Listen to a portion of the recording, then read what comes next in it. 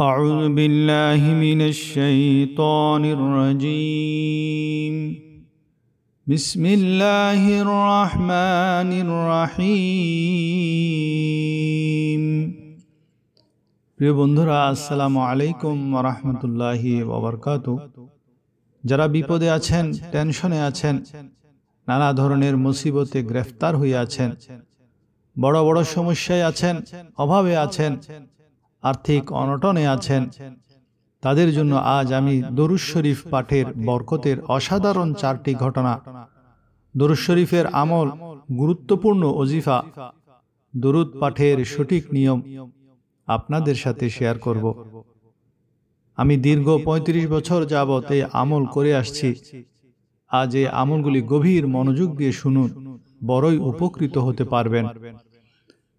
প্রথমে দরুদ শরীফের বরকতে 4টি দুনিয়ার সেরা ঘটনা শোনাবো। প্রথমত, ঋণ পরিশোধ ও সম্পদ লাভের ঘটনা। এক ব্যক্তি 3000 দিনারের ঋণে ডুবেছিলেন। তিনি উপায়ান্তর না দেখে নবী করিম সাল্লাল্লাহু আলাইহি ওয়াসাল্লামের হাদিস স্মরণ করে অধিক পরিমাণে দরুদ শরীফ পড়া শুরু করলেন।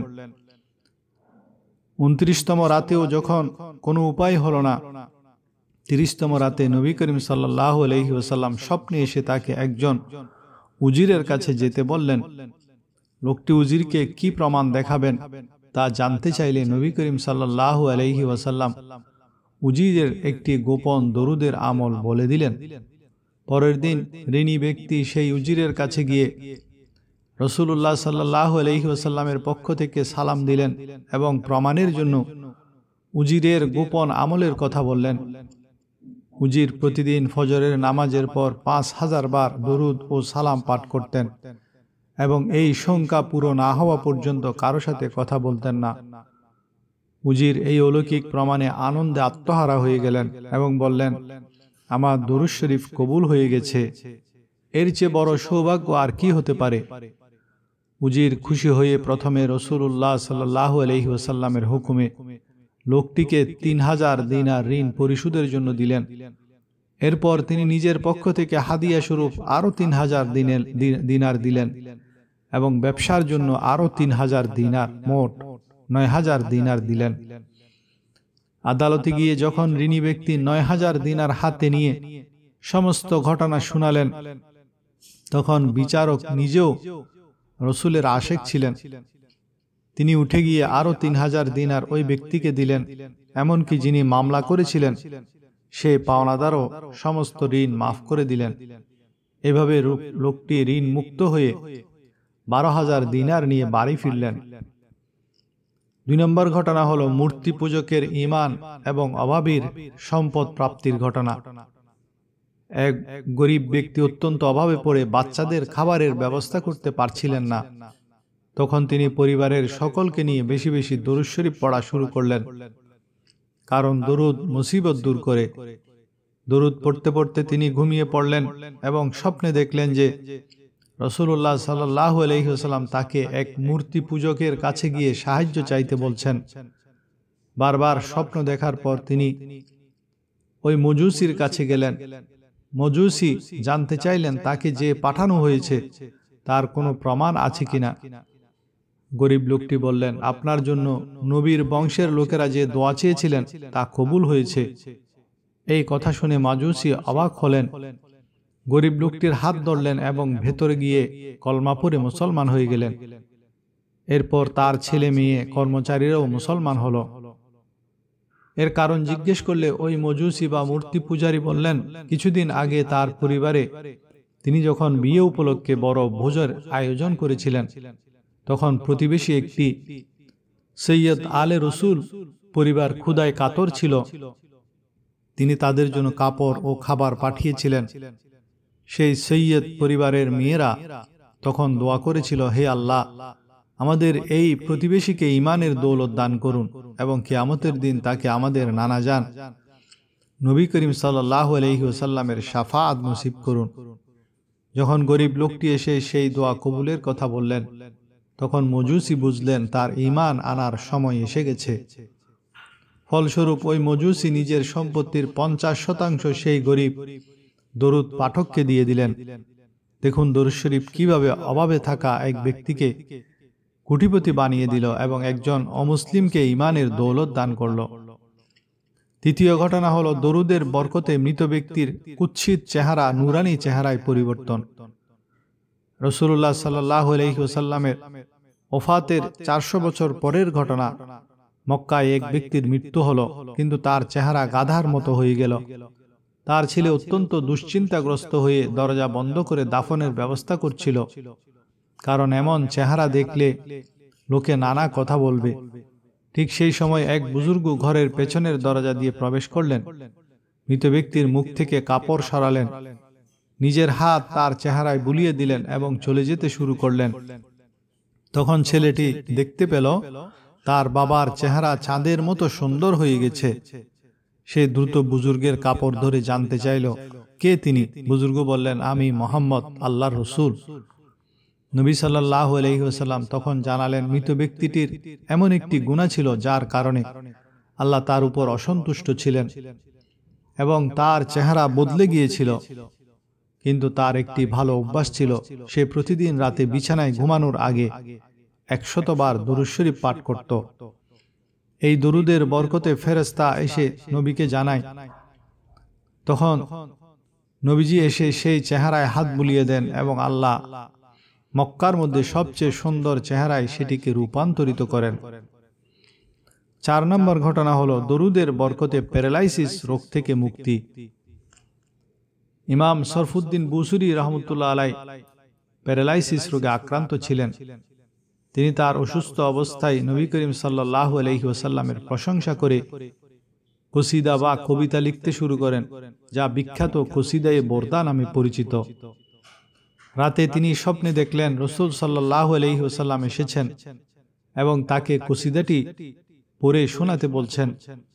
ইমাম বুসরি যখন কসিদাটি শেষ করলেন, তখন রাসূলুল্লাহ সাল্লাল্লাহু আলাইহি ওয়াসাল্লাম তার হাতে ইমাম বুসরির শরীরে বুলিয়ে দিলেন এবং নিজের চাদর তাকে পরিয়ে দিলেন।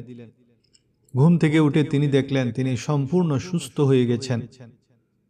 দরুদ শরীফ পাঠের অফুরন্ত ফজিলত ও উপকারিতা রয়েছে। দরুদ শরীফ পাঠের অসংখ্য বরকত ও ফজিলত হাদিসে বর্ণিত হয়েছে। উলামায়ে কেরাম বলেন, দরুদ হলো এমন একটি আমল যা সর্ব অবস্থায় কবুল হয়। নাম্বার 1, রহমত ও বরকত বৃদ্ধি হয়। নবী রহমত সাল্লাল্লাহু আলাইহি ওয়াসাল্লাম ইরশাদ করেছেন, যে আমার উপর একবার দরুদ পড়ে আল্লাহ তাআলা তার উপর 10টি রহমত নাজিল করেন। ওই মুহূর্তে আল্লাহ তাআলা তার জীবনের 10টি অপরাধ মাফ করে দেন এবং 10টি মর্যাদা বৃদ্ধি করে দেন। নাম্বার 2, পেরেশানি ও বিপদ মুক্তি। নবী করিম সাল্লাল্লাহু আলাইহি ওয়াসাল্লাম ফরমান, যে কেউ পেরেশানি বা মুসিবতের মধ্যে থাকে তার উচিত আমার উপর বেশি বেশি দরুদ পড়া, কারণ দরুদ পাক পেরেশানি ও মুসিবতকে দূর করে দেয়। দরুদ শরীফ এমন একটি ওজিফা যা সমস্ত চিন্তা পেরেশানি দূর করে দেয়। নাম্বার 3, কিয়ামতের দিনের মর্যাদা। নবী করিম সাল্লাল্লাহু আলাইহি ওয়াসাল্লাম বলেন, কিয়ামতের ময়দানে ওই ব্যক্তি আমার সবচেয়ে নিকটবর্তী হবে যে আমার উপর বেশি বেশি দরুদ পড়ে। নাম্বার 4, নিফাক ও জাহান্নাম থেকে মুক্তি।